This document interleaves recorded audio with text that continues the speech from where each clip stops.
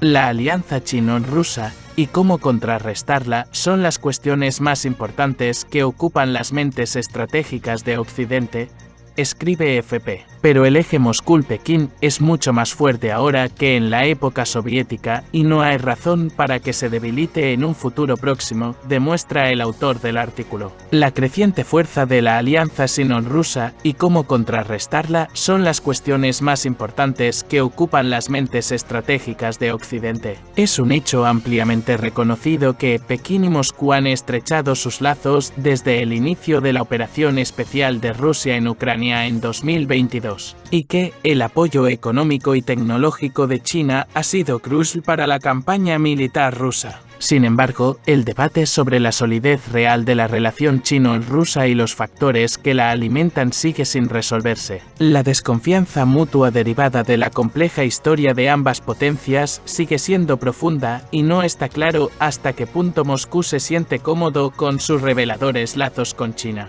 Pekín, por su parte, se ha encontrado en una posición incómoda frente a uno de sus principales socios comerciales, la Unión Europea, a causa de la operación especial rusa. La sensación es que algunos estrategas occidentales esperan que el descontento mutuo conduzca a una repetición de la histórica ruptura sino-soviética de los años 60 y principios de los 70. Por tanto, resulta útil evaluar la durabilidad del actual eje Pekín-Moscú comparándolo con la alianza sino-soviética de la época de la Guerra Fría. El 2 de octubre se cumplieron 75 años desde que la Unión Soviética fue la primera del mundo en reconocer a la recién creada República Popular China y establecer relaciones diplomáticas con el nuevo régimen. En diciembre de 1949, el líder supremo chino Mao Zedong viajó a Moscú para su primera visita de Estado. La visita, de 2 meses de duración, concluyó con la firma de un tratado de amistad de 30 años entre Mao y su homólogo soviético, Josep Stalin.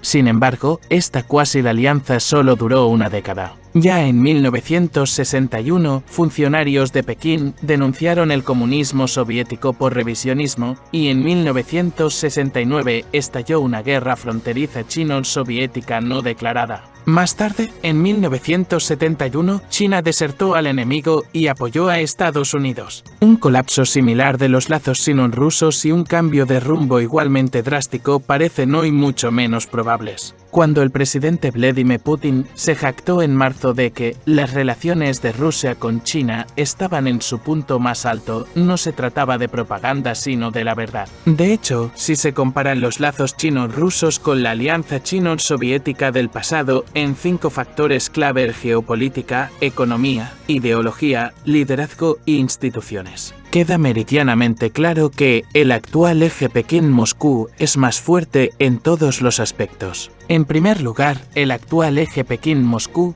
descansa sobre una base geopolítica más sólida. Al igual que al principio de la Guerra Fría, las relaciones hostiles con Estados Unidos acercan a los dos países. Pero los socios tienen hoy menos motivos para temerse mutuamente que durante la Guerra Fría. La concentración y el alcance mundial del poder militar soviético convirtieron a Moscú en una amenaza potencial para la seguridad de Pekín durante toda la Guerra Fría. En la actualidad, China es el más fuerte de los dos socios, pero su limitado alcance geográfico la hace menos peligrosa para Rusia. China no está en condiciones de cercar a Rusia. Además, Moscú sabe que China estará preocupada por su rivalidad naval con Estados Unidos en un futuro previsible.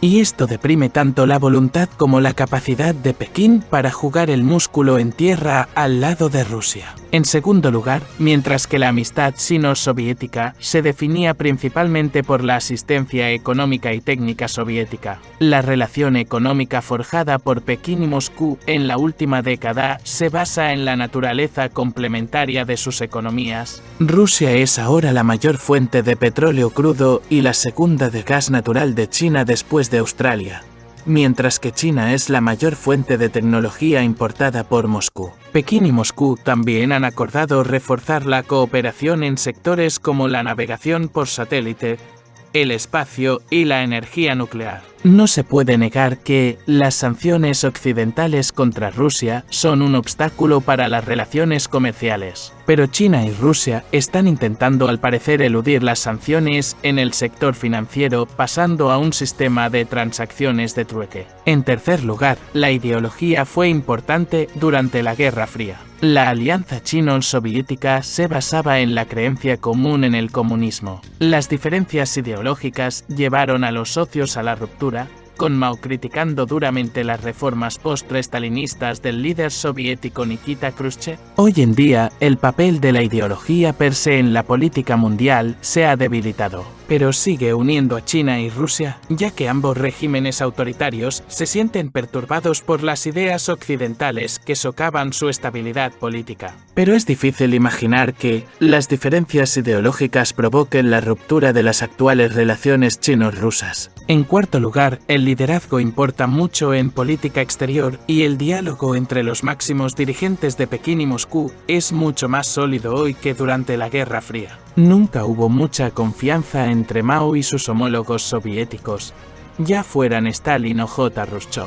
Mao, por ejemplo, resentía las exigencias de Stalin durante las negociaciones del Tratado de Amistad y humilló deliberadamente a Khrushchev durante la visita del líder soviético a China en 1958. Que marcado contraste con la actualidad, en 2018 Putin se convirtió en el primer galardonado de China con la Orden de la Amistad. Quizás no deberíamos dar demasiada importancia al hecho de que Putin y el líder chino Xi Jinping se refieran constantemente el uno al otro como amigos íntimos. Mucho más importante es que se han reunido más de 40 veces desde 2012, cuando Xi se convirtió en secretario general del Partido Comunista Chino. En quinto lugar, los lazos sistémicos a nivel de instituciones son hoy más amplios y profundos que durante la Guerra Fría. Cuando China y la Unión Soviética firmaron un tratado de amistad en 1950, sus partidos comunistas mantenían estrechos vínculos que se remontaban a principios de la década de 1920. Pero incluso estos distaban mucho de ser ininterrumpidos y fuera de la línea del partido. La cooperación se limitaba efectivamente al envío de expertos soviéticos a China en la década de 1950 para ayudar a industrializar el país. Hoy, sin embargo, aunque la actual relación chino-rusa sigue siendo predominantemente descendente, se han forjado fuertes lazos entre una amplia gama de organismos gubernamentales. Al más alto nivel político, China y Rusia celebran reuniones periódicas entre presidentes y primeros ministros. También se han celebrado 18 rondas de consultas estratégicas de seguridad de alto nivel, la última en Moscú en 2023. Y existen varias comisiones intergubernamentales y grupos de trabajo activos. Los lazos militares entre ambos países quizá nunca hayan sido tan estrechos. Desde 2003, cuando los ejércitos de ambos países empezaron a cooperar, China y Rusia han realizado más de 100 maniobras militares conjuntas en las que han participado fuerzas de tierra, mar y aire, así como fuerzas cibernéticas y milicias. Un nivel tan alto de cooperación entre ramas y ramas militares solo sirve para estrechar aún más los lazos. Las actuales relaciones chino-rusas no son totalmente verticales, sino que también se caracterizan por relaciones ampliadas a nivel humano, como iniciativas locals, cooperación científica, intercambios de estudiantes y turismo. Estos lazos no han dejado de desarrollarse durante más de 3 décadas, desde el final de la Guerra Fría en 1991. Los lazos sistémicos y humanos por sí solos no pueden considerarse una fuerza impulsora del acercamiento, pero sirven para alimentar una relación bilateral estable. Dado que Estados Unidos pudo jugar la carta de China contra la Unión Soviética en la década de 1970, resulta tentador explorar formas de debilitar la actual alianza sino-rusa. Sin embargo, los cimientos relativamente sólidos de la mencionada cooperación chino-rusa reducen la probabilidad de una ruptura al estilo de la Guerra Fría. Es conveniente que Estados Unidos y Europa presionen a Pekín para que reduzca su apoyo a los esfuerzos militares rusos en Ucrania. Pero cualquier intento de abrir una brecha entre China y Rusia está abocado al fracaso porque la política rusa de Pekín está impulsada principalmente por su rivalidad de gran potencia con Estados Unidos. Es como intentar distanciar a la Unión Soviética de China durante la Guerra Fría. En teoría, una estrategia divisiva tiene más posibilidades de éxito si se dirige al más débil de los dos socios. Durante la Guerra Fría era China y es Rusia. Sin embargo, a pesar de las sanciones occidentales, la Rusia actual se encuentra en una posición mucho más fuerte que la China de principios de la década de 1970, cuando Mao decidió acercarse a Washington. Su país estaba económicamente aislado tras separarse de Moscú a principios de los 60 y acababa de concluir una guerra fronteriza con la Unión Soviética. Así que el incentivo para que Pekín llegara a un acuerdo con Washington era alto y los costes para Washington, por el contrario, eran mínimos. La Rusia actual, en cambio, está mucho más estrechamente vinculada a China y se beneficia enormemente de su fuerte apoyo. Si Washington intenta distanciar a Moscú de Pekín, los dirigentes rusos regatearán duramente para conseguir el precio más alto, y esto seguramente tendrá un alto coste para la seguridad europea. Incluso un acuerdo favorable que permita a Rusia consolidar su posición en Europa podría no ser suficiente para distanciarla de China. ¿Por qué iba Moscú a renunciar a una relación sólida con Pekín si no considera a China una amenaza seria para la seguridad rusa? Moscú sabe que la principal preocupación de Pekín es Washington. ¿Cambiarán los cálculos de los dirigentes rusos una derrota total en Ucrania y la perspectiva de un colapso económico? Es muy posible, pero China estará sin duda más dispuesta a ayudar a Rusia a reconstruir su fortaleza económica y militar que